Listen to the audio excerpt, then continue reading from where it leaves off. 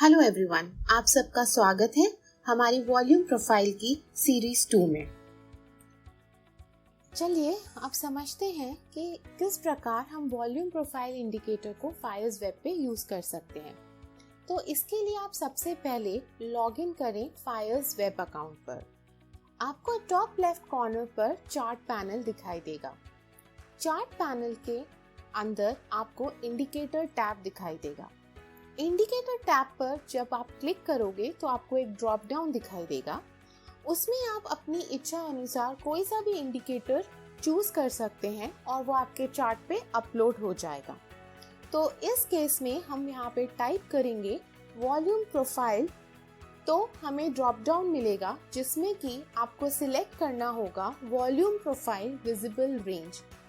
जैसे ही आप ये इंडिकेटर को सिलेक्ट करेंगे ये आपके चार्ट पर अपलोड हो जाएगा। चलिए आप देखते हैं वॉल्यूम प्रोफाइल सेटिंग्स। तो अगर आपको वॉल्यूम प्रोफाइल सेटिंग्स देखनी है, आप चार्ट पर जो वॉल्यूम प्रोफाइल इंडिकेटर है उस पर राइट क्लिक करिए। आपको सेटिंग्स पे जाना है। सेटिंग्स पर जब आप जाएंगे तो आपको एक विंडो ओपन होगा जहां पे आप दो चीजें देखेंगे, इनपुट और स्टाइल।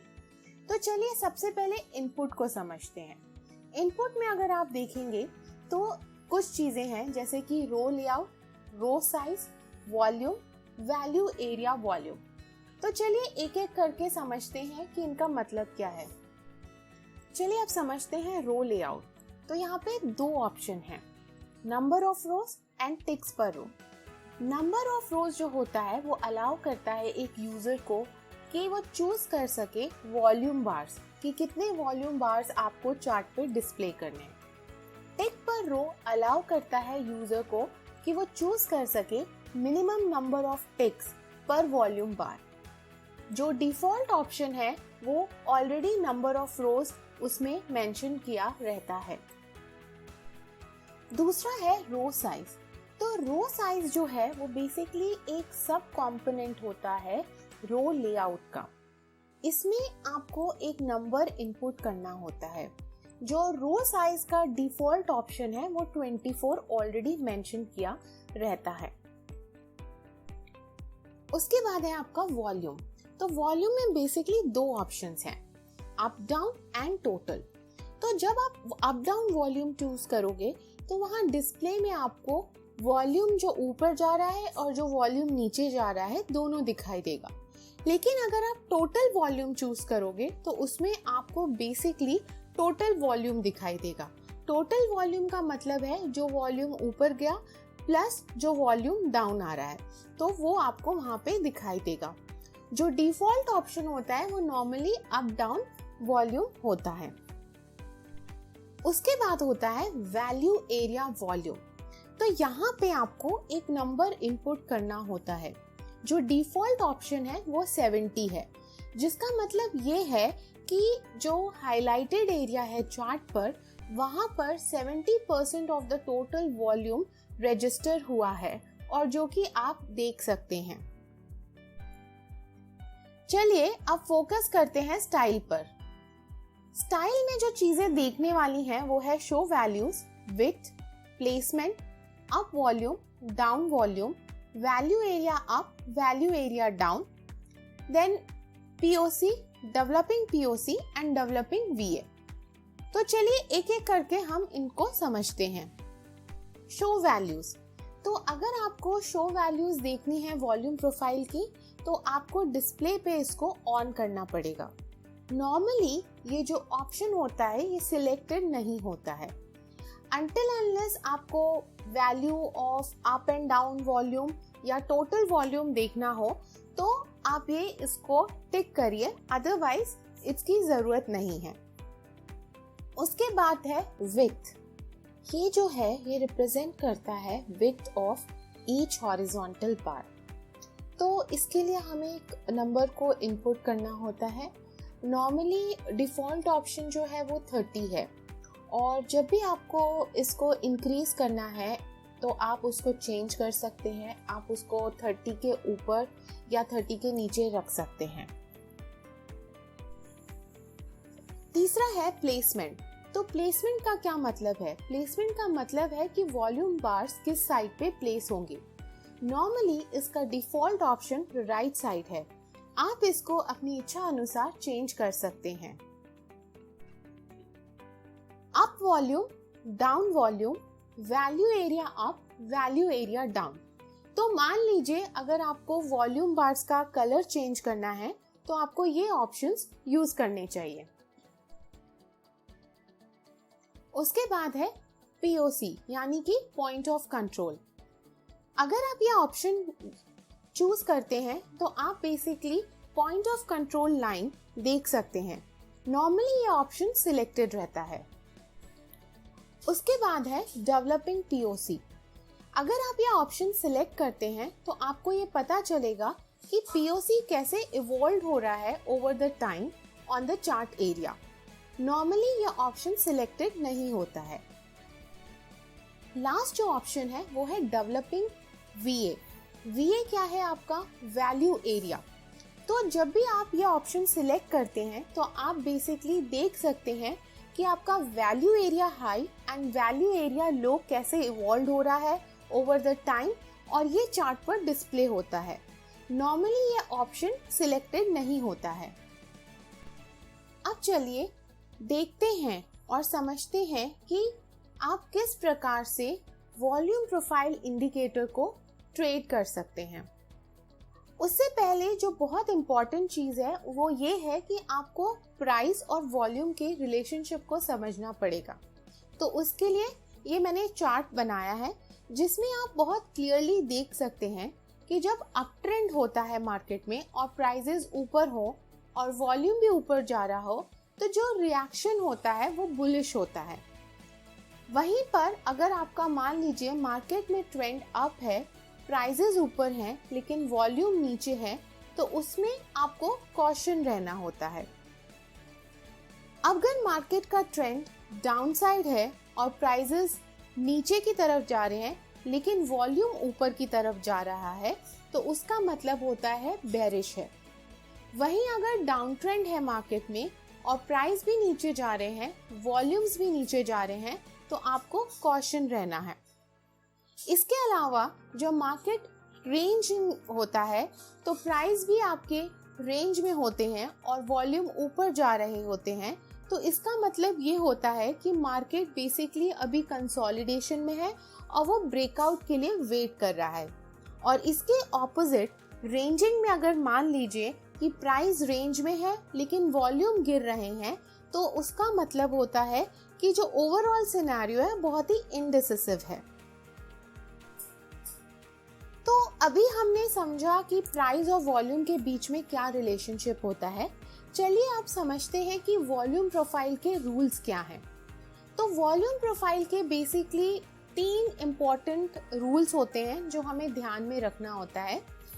तो अगर रेंजिंग प्राइस होता है मान लीजिए और आपका जो प्राइस है वो बाउंस कर रहा है हाई वैल्यू नोड में और लो वैल्यू नोड में, तो जो आपका वैल्यू एरिया होगा वो लोकेट होगा middle of the volume profile.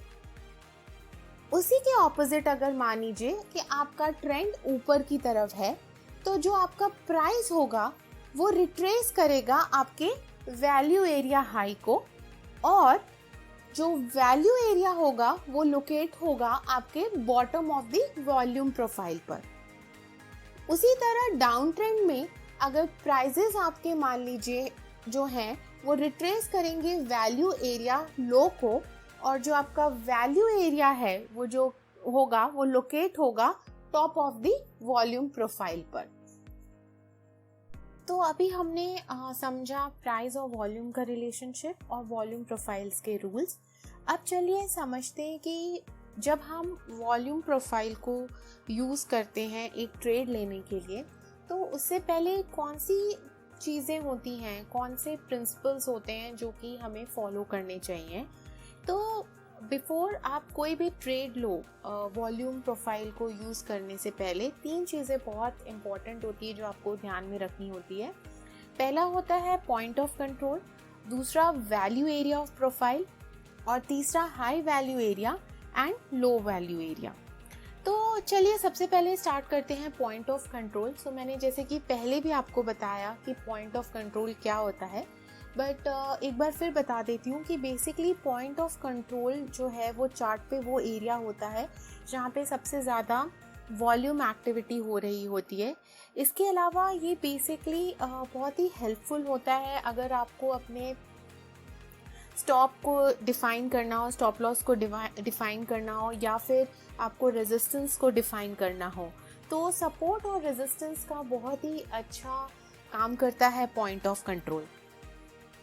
अब चलते हैं वैल्यू एरिया ऑफ प्रोफाइल पर।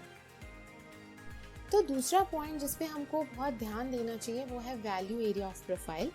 तो जैसे कि मैंने आपको पहले भी बताया था कि वैल्यू एरिया वो रीजन होता है जहाँ पे maximum trading activity take place करती है एक स्पेसिफिक टाइम पर। जितनी भी शॉर्ट फॉर्म कह सकते हैं ट्रेडिंग होती है, या स्विंग ट्रेडिंग होती है, या पोजिशनल ट्रेडिंग होती है, उसके लिए बहुत इम्पॉर्टेंट है कि हम वैल्यू एरिया को बहुत इम्पोर्टेंस दें। काफ़ी बार हमने देखा है कि जब प्राइस मूव करती है मोमेंटम में, तो वो या तो वैल्यू एरिया का जो रीजन होता है उसके ऊपर होती है या फिर नीचे होती है। इसके अलावा हमें हमेशा ये ध्यान रखना चाहिए कि वैल्यू एरिया जो रीजन है वो हमेशा बराबर नहीं होगा। तो जो ट्रेडर्स होते हैं उनको वैल्यू एरिया जो रहता है उसको बहुत ही ध्यान से आइडेंटिफाई करना चाहिए और फिर उसके बेस पर ट्रेड लेना चाहिए। वैल्यू एरिया का जो रीजन होता है नॉर्मली जो कंसिडर किया जाता है वो है 70% ऑफ द ट्रेडिंग एक्टिविटी, और या फिर ये कहिए कि जो 70% ऑफ द वॉल्यूम जहाँ पे एग्जिस्ट करता है उस एरिया में वो वैल्यू एरिया होता है। तीसरा पॉइंट जिस पे हमको ध्यान देना चाहिए वो होता है high value area and low value area. तो चलिए समझते हैं सबसे पहले कि हाई वॉल्यूम नोड और जिसको हम हाई वैल्यू एरिया कहते हैं वो क्या होता है। तो ये जो एरिया होता है बेसिकली ये रिप्रेजेंट करता है जहाँ पर heavy trading activity take place करती है बायर्स और सेलर्स के बीच में, और जनरली ये वो प्राइस लेवल्स होते हैं या रीजन होता है जहाँ पे एक टाइम के बाद मार्केट आके स्टक हो जाती है और एक रेंज फॉर्म कर लेती है। तो जो प्राइस होती है इस रीजन में जब वो मूव करती हैं वो बहुत स्लोअरली मूव करती हैं, क्योंकि मार्केट बेसिकली डाइजेस्ट कर रहा होता है trading volume and demand and supply जो कि ट्रेडर्स क्रिएट कर रहे होते हैं। तो बेसिकली जो हाई वॉल्यूम एरिया है वो आपका एक कंसोलिडेशन फेज है जहाँ पे मार्केट्स फॉर्म करती हैं बेसिकली आपकी एंट्री और एग्जिट।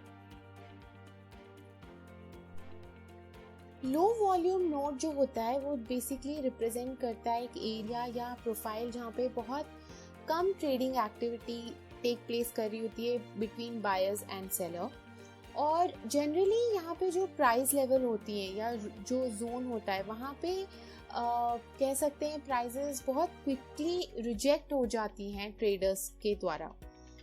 यहाँ पे जो ट्रेडिंग होती है लो वॉल्यूम एरिया में इसमें बहुत फास्ट होती है, बहुत एग्रेसिव होती है, बिकॉज जो प्राइजेस होते हैं वो बहुत फास्टली मूव करते हैं और ऑल्सो रिजेक्ट भी बहुत फास्टली हो जाते हैं।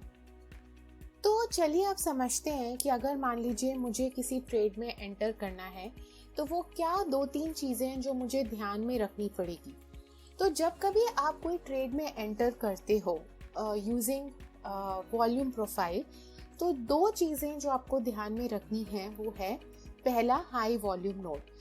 तो हाई वॉल्यूम नोड मैंने पहले ही एक्सप्लेन कर दिया है, अब मैं इसको डिटेल में नहीं समझा रही हूँ, बट क्या देखना है कि जो चार्ट है उस पे हाई वॉल्यूम नोड बहुत क्लियरली विजिबल होना चाहिए, पहली चीज़। और दूसरी चीज़ ये कि जो हाई वॉल्यूम नोड का रीजन है वहाँ पे हमें बेसिकली आइडेंटिफाई करना चाहिए, या फिर अगर हमको देखने को मिल रहा है वहाँ पे 30 डेज की ट्रेडिंग एक्टिविटी तो उसको हमको कंसिडर करना चाहिए। तो जब ये दोनों क्राइटेरिया आपके फुलफिल होते हैं और आप देख रहे हैं कि प्राइस जो है वो मूव कर रही है हाई वॉल्यूम नोड रीजन से, ऑल्सो वो मूव कर रही है पॉइंट ऑफ कंट्रोल से, ऑल्सो जो वैल्यू एरिया है वहाँ पे हाई वॉल्यूम नोड है। तो जब ये हो रहा है तब वहाँ पे आपको आपका ट्रेड एंटर करना चाहिए।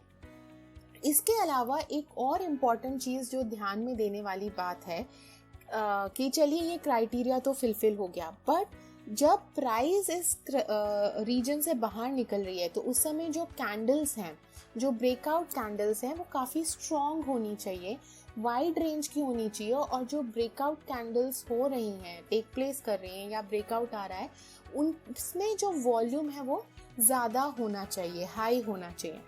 मान लीजिए अगर कैंडल्स वीक हैं और वॉल्यूम ज़्यादा नहीं हो रहा है, वाइड रेंज नहीं है, तो आपको वहाँ पे अपना ट्रेड एंटर नहीं करना चाहिए। स्ट्रॉन्ग कैंडल्स जो होती है बेसिकली वो ये बताती हैं कि स्ट्रॉन्ग प्लेयर्स मार्केट में प्रेजेंट है, और अगर strong candles with wide range with high volume अगर देखने को मिल रही है, उसका मतलब ये भी है कि अभी प्राइजेस ऊपर जाएंगी।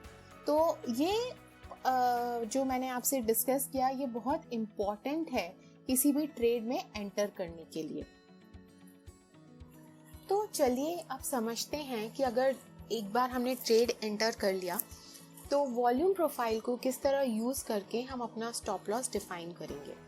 तो सबसे इम्पॉर्टेंट चीज़, जो फर्स्ट इम्पॉर्टेंट चीज़ है, अगर आपको अपना स्टॉप लॉस रखना है तो रीसेंट स्विंग लो को आप अपना स्टॉप लॉस रख सकते हैं जहाँ पे हाई वॉल्यूम हो रहा हो। बट ये बहुत ही एग्रेसिव वे होगा आपका स्टॉप लॉस रखने का, क्योंकि अगर प्राइस बहुत fast up and down move कर रहा है तो चांसेस है कि ये बहुत जल्दी ट्रिगर हो जाएगा। दूसरा तरीका जो कि एक कंजर्वेटिव वे है वो ये है कि आप जो मोस्ट रीसेंट स्विंग लो हो उसको आप अपना स्टॉप लॉस बनाओ, और ये आपको काफ़ी टाइम देगा, क्योंकि अगर मान लीजिए प्राइस काफ़ी फास्ट वे में फ्लक्चुएट हो रहा है तो चांसेस है कि ये स्टॉप लॉस आपका ट्रिगर नहीं होगा, तो ये आपको इनफ रूम देगा। हमेशा ये ध्यान रखिए कि जो भी स्टॉप लॉस सेटअप कर रहे हैं वो इस तरीके से करिए कि अगर बहुत वॉलेटिलिटी है तो जो प्राइस है वो उसको हिट ना करे। अगर बहुत पास में आप स्टॉप लॉस लगा दोगे तो चांसेस बहुत ज़्यादा होंगे कि वो स्टॉप लॉस ट्रिगर हो जाए और आपका ट्रेंड हो सकता है इंटैक्ट रहे, बट क्योंकि आपका स्टॉप लॉस ट्रिगर हो गया है तो आपकी पोजीशन एग्जिट हो जाएगी। अब जो लास्ट चीज़ है वो ये है कि किस तरह हम एग्जिट करें अपने ट्रेड को। तो अगर आपका मोमेंटम मान लीजिए अपसाइड है और वो कंटिन्यू है और आपको लग रहा है कि मोमेंटम स्ट्रॉन्ग है, तो आप अपना ट्रेड एग्जिट मत करिए। आपने देखा कि प्राइस ने ऑलरेडी 15 to 20% मूव दे दिया है और आपको लग रहा है कि मैं बुक कर लूँ, तो ऐसे में आपको आपकी जो 50% पोजीशन है उसको एग्जिट करना चाहिए और रेस्ट पोजीशन को होल्ड करिए। तो अब इस सिचुएशन को हम कैसे हैंडल करें? तो जब आप देख रहे हैं कि प्राइस मूव अप कर रही हैं और वहाँ पे कोई वॉल्यूम नोड नहीं है, हाई वॉल्यूम नोड नहीं है, तो ऐसे केस में आप ऑब्जर्व करेंगे कि जो प्राइस है या तो वो कंसोलिडेट हो रही है या वो साइडवेज मूव कर रही हैं। तो वी विल वेट कि हाई वॉल्यूम नोड डेवलप हो, और एक बार जब हमने देखा कि हाई वॉल्यूम नोड डेवलप हो रहा है तो हम बेसिकली जो रीसेंट लो है उसको हम एज अ स्टॉप बना के अपनी पोजीशन को, जो रेस्ट ऑफ द पोजीशन है, उसको होल्ड कर सकते हैं। और हम देख रहे हैं कि ट्रेंड स्ट्रॉन्ग है, प्राइस मूव कर रही है, तो आप होल्ड करिए अपनी हाफ ऑफ द पोजीशन को। और इन केस अगर मान लीजिए प्राइस नीचे आती है तो ये जो आपका ट्रेलिंग स्टॉप लॉस है जो कि आपने रखा है वो आपका हिट हो जाएगा, और उस केस में आप अपनी जो बाकी की रेस्ट ऑफ द 50% पोजीशन है वो आप प्रॉफिट में एग्जिट करेंगे। तो अभी हमने समझा कि आप किस तरह से स्टॉक में एंटर करोगे, स्टॉप लॉस कैसे रखोगे और एग्जिट कैसे करोगे। बट एक और इम्पॉर्टेंट चीज़ होती है जब हम कोई भी ट्रेड लेते हैं, वो है पोजीशन साइजिंग। और वहाँ बहुत बार लोग कंफ्यूज होते हैं कि पोजीशन साइजिंग हम कैसे करें। तो जब हम पोजीशन साइजिंग कर रहे हैं तो 3 चीज़ें बहुत ध्यान में रखनी है, आपकी बाय प्राइस, आपका स्टॉप लॉस और आपकी रिस्क। तो चलिए मैं एक एग्जाम्पल से आपको समझाती हूँ। तो मान लीजिए आपने एक स्टॉक बाय किया है 100 रुपये पर और आपको लगता है कि ये स्टॉप लॉस है 80 रुपीज़ और आप रिस्क जो उस पर्टिकुलर ट्रेड में जितना मैक्सिमम रिस्क ले सकते हैं वो है 5,000 रुपये। मतलब अगर 5,000 का आपको लॉस होता है that is the maximum limit, उसके वहाँ तक का आप रिस्क अपने उस पर ले सकते हो, अफोर्ड कर सकते हो। लेकिन अब कितनी क्वांटिटी लूँ उस रिस्क के लिए? तो इसका एक फॉर्मूला है जो कि है कि risk divided by price minus stop loss. तो यहाँ पे हमारा जो बाय प्राइस है वो है 100 और हमारा स्टॉप लॉस है 80, तो इसका जो डिफरेंस आता है वो है 20 और हमारा रिस्क जैसे कि हमने पहले मेंशन किया था कि 5,000 है। तो 5,000 को जब हम डिवाइड करते हैं 20 से तो हमारा जो आंसर आता है वो है 250। तो इसका मतलब ये है कि हम 250 जो है वो टोटल क्वांटिटी ऑफ शेयर्स हम बाय करेंगे और इस तरह आप अपनी पोजीशन साइजिंग करेंगे। तो चलिए समझते हैं कि कौन से टाइम फ्रेम्स पे हम वॉल्यूम प्रोफाइल्स को यूज़ कर सकते हैं। तो बेसिकली वॉल्यूम प्रोफाइल जो है वो आप किसी भी टाइम फ्रेम पे यूज़ कर सकते हो। आप डेली और वीकली टाइम फ्रेम पे भी वॉल्यूम प्रोफाइल यूज़ कर सकते हो और अगर आप डेली और वीकली पे वॉल्यूम प्रोफाइल यूज़ कर रहे हो तो आपको जो लार्जर पिक्चर है ट्रेंड की, मार्केट्स की, वो क्लियर होगी। इसके अलावा आप आइडेंटिफाई कर सकते हो लॉन्ग टर्म वैल्यू एरियाज, कहाँ पे एक्सेप्टेंस है, कहाँ पे रिजेक्शन है, कहाँ पे सपोर्ट जोन है, कहाँ पे रेजिस्टेंस है। तो वॉल्यूम प्रोफाइल काफ़ी हेल्पफुल है डेली और वीकली टाइम फ्रेम पे। बट इसके अलावा आप वॉल्यूम प्रोफाइल को इंट्राडे टाइम फ्रेम पे भी यूज़ कर सकते हो। अगर आपको समझना है शॉर्ट टर्म पिक्चर कैसी है, आपको आइडेंटिफाई करना है कि कहाँ पे एंट्री करनी है, कहाँ पे एग्जिट करना है, तो इंट्राडे पे भी आप यूज़ कर सकते हो। इतना ही नहीं, जो वेरी शॉर्ट टर्म चार्ट्स होते हैं लाइक 1 मिनट का और टिक चार्ट, वहाँ पे भी आप वॉल्यूम प्रोफाइल यूज़ कर सकते हो। वहाँ पे वो आपको बहुत अच्छी तरह से बताएगा कि कहाँ पे सपोर्ट है, कहाँ पे रेजिस्टेंस है, तो अकॉर्डिंगली आप अपने ट्रेड ले सकते हो। तो नटशेल में हम वॉल्यूम प्रोफाइल जो है वो सारे टाइम फ्रेम्स पे यूज़ कर सकते हैं। इसके अलावा जैसे कि मैंने आपको बताया कि सब टाइम फ्रेम पे यूज़ कर सकते हैं, तो डिफरेंट टाइप्स के ट्रेडर्स होते हैं डिपेंडिंग ऑन टाइम फ्रेम। तो जैसे स्कैल्पर्स है, डे ट्रेडर्स है, स्विंग ट्रेडर्स है, पोजिशनल ट्रेडर्स हैं, ये सब वॉल्यूम प्रोफाइल को यूज़ कर सकते हैं। जैसा कि हम बहुत सारे अदर टेक्निकल पैरामीटर यूज़ करते हैं, तो आप एक हैबिट बना लीजिए कि जब आप मल्टीपल टाइम फ्रेम्स देख रहे हो तो उन टेक्निकल पैरामीटर के साथ आप वॉल्यूम प्रोफाइल इंडिकेटर भी यूज़ करें तो काफ़ी फ़ायदेमंद रहेगा। तो ये आप देख सकते हैं, ये बजाज फाइनेंस का 1 मिनट का चार्ट है और यहाँ पे आप देख सकते हैं कि जो पॉइंट ऑफ कंट्रोल है वो किस तरह प्रीवियस सेशन में एक्ट करता है रेजिस्टेंस प्राइस के लिए इन द नेक्स्ट सेशन। चलिए अब देखते हैं कि वॉल्यूम प्रोफाइल को आप कौन से और दूसरे इंडिकेटर्स के साथ यूज़ कर सकते हैं अपने ट्रेडिंग डिसीजंस लेने में। तो सबसे पहले इम्पॉर्टेंट चीज़ ये है कि आप जब भी वॉल्यूम प्रोफाइल देखें तो उसको आइसोलेशन में यूज़ मत करिए और उसके बेस पे अपने ट्रेडिंग डिसीजंस मत बनाइए। तो जब भी वॉल्यूम प्रोफाइल यूज़ करें तो दूसरे टेक्निकल सिग्नल्स हैं उनको भी थोड़ा वेट दीजिए, उनकी जो भी अप्रोच है, एविडेंस अप्रोच है, उसको पे ध्यान देकर अपने ट्रेडिंग डिसीजंस लीजिए। अब वॉल्यूम प्रोफाइल के साथ हम कौन सी चीज़ें कंबाइन कर सकते हैं? तो सबसे पहले हम कैंडलस्टिक पैटर्न कंबाइन कर सकते हैं, फिर हम फिबोनाची रिट्रेसमेंट और एक्सटेंशन कंबाइन कर सकते हैं, technical indicators such as moving average, Bollinger band और MACD कंबाइन कर सकते हैं, और ऑसिलेटर्स जैसे कि RSI और स्टोचैस्टिक। तो ये सब हम कंबाइन कर सकते हैं वॉल्यूम प्रोफाइल के साथ और उसके बेसिस पे हम अपने ट्रेडिंग डिसीजंस ले सकते हैं। ये अब मैं आपको समझाती हूँ एक एग्जाम्पल के थ्रू कि किस तरह आप डिफरेंट इंडिकेटर्स, ऑसिलेटर्स को वॉल्यूम प्रोफाइल के साथ यूज़ कर सकते हैं। तो जैसा कि आप देख रहे हैं ये चार्ट है आपके सामने और ये जो हमने रेड सर्कल किया है तो इसमें आप देख सकते हैं कि बहुत सारे इस पॉइंट पे कॉन्फ्लुएंसेस टेक प्लेस कर रहे हैं। तो सबसे पहले आप देख सकते हैं कि ये जो रेजिस्टेंस एरिया है ये किस प्रकार हमारा सपोर्ट बन रहा है। फिर सेकेंडली जो हमारी ये जो MACD लाइन है ये ज़ीरो से रिबाउंड करके ज़ीरो को टच करके रिबाउंड कर रही है। फिर यहाँ पे बुलिश बेल्ट होल्ड पैटर्न बन रहा है और ये जो ओवरऑल आप देख सकते हैं प्राइजेस हैं, ये जो 100 आवरली मूविंग एवरेज है उसके ऊपर है, और जो पॉइंट ऑफ कंट्रोल है वहाँ पे आप देख सकते हैं किस तरह वॉल्यूम प्रोफाइल है। तो ये सब पैरामीटर्स को जब हम कंबाइन करते हैं तो हम देख सकते हैं कि ये बहुत ही अच्छा, यहाँ से हम लॉन्ग पोजीशन क्रिएट कर सकते हैं। अब मान लीजिए कि अगर इनमें से कोई भी एक पैरामीटर प्रॉपर्ली एक डायरेक्शन में नहीं जा रहा और आपने जो लॉन्ग ट्रेड लिया है वो अगर फेल होता है, तो उस केस में भी आप ये जो मूविंग एवरेज है इसका को एज अ स्टॉप लॉस बनाकर अपनी लॉन्ग पोजीशन होल्ड कर सकते हैं। इन केस अगर ट्रेड फेल होता है तो आपका मूविंग एवरेज जब स्टॉप लॉस हिट होगा तो आप अपनी पोजीशन से एग्जिट कर सकते हैं।